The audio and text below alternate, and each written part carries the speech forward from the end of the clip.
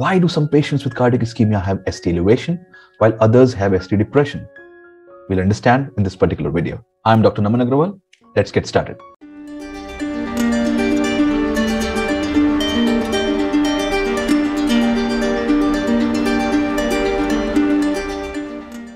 We are going to discuss how cardiac ischemia leads to the ECG changes.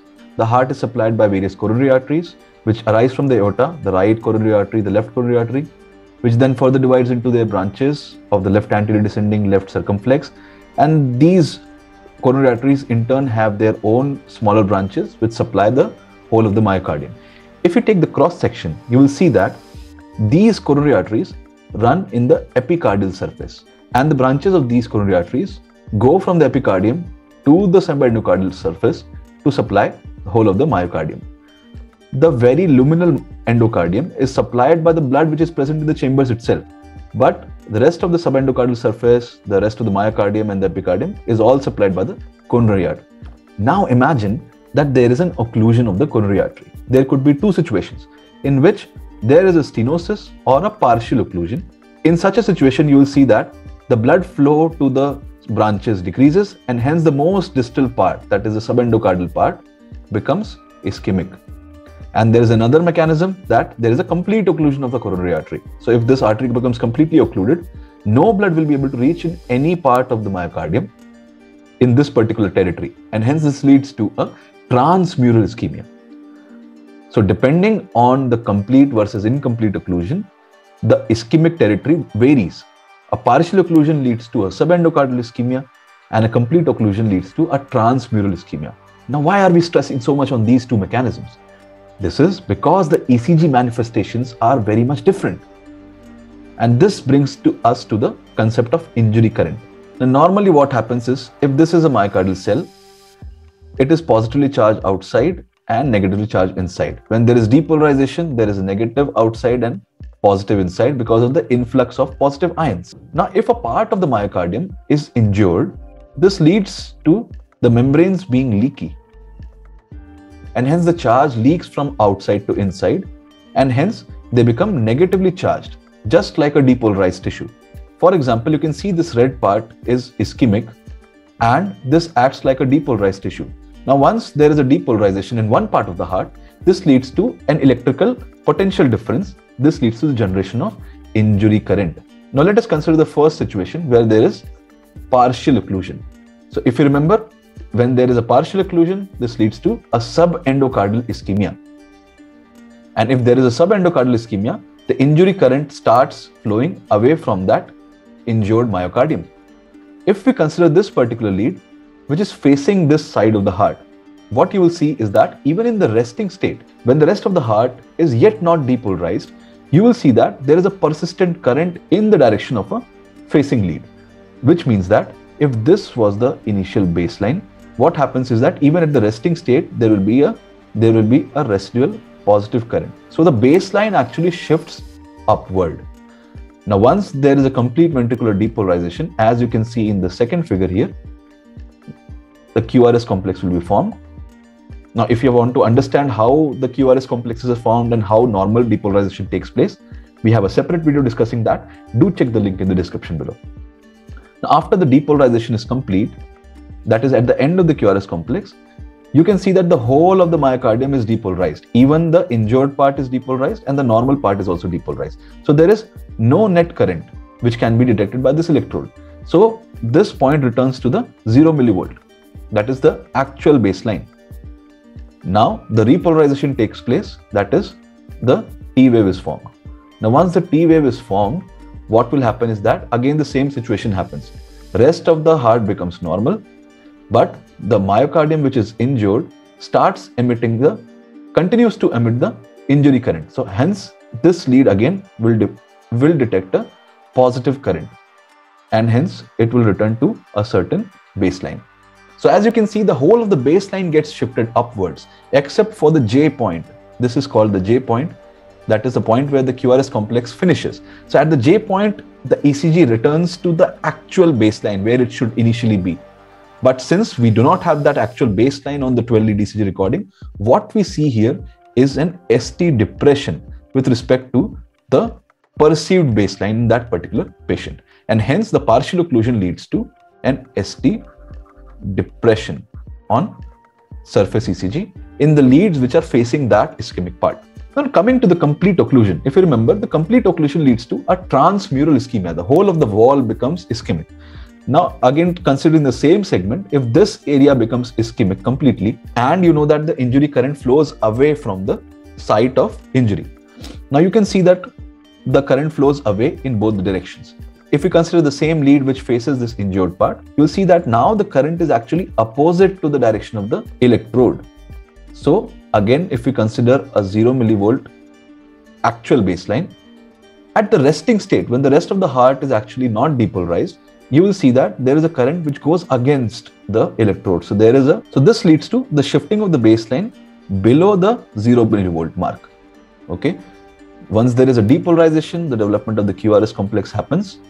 When the QRS complex is completed, that is, there is a complete depolarization, this electrode again will not perceive any current because the whole of the myocardium is depolarized. Now we'll have this part returning to the actual baseline, that is the ST segment returning to the actual baseline. Now there is a T wave after repolarization. Now once the repolarization is over, again the same situation happens, that we have got a residual current which is directed away from the facing lead or the facing electrode, and hence we return to this new baseline. Now the whole of the baseline gets shifted downwards except for the point, that is the J point, where you will find that it returns to the original actual baseline of 0 millivolt. Now since we do not see the baseline of 0 millivolt on the surface ECG, what we perceive this as an ST elevation which is present at the J point, and hence a complete occlusion manifests itself as an ST elevation in those electrodes which are facing the injured myocardium. I hope this differentiation is very clear, that subendocardial ischemia because of a partial occlusion leads to ST depression, a transmural ischemia because of complete or near complete occlusion leads to ST elevation. Now let us understand how the Q waves are generated in the ECG. Again, we consider the same part of the myocardium. Now let us consider that this part has become completely infarcted. That is, it has become electrically silent. It will now not participate in any kind of electrical generation. There is no injury current now because the complete area is infarcted. What will now happen is that rest of the heart will depolarize normally, that is from the left side to the right side here, and the depolarization of the rest of the myocardium will happen here.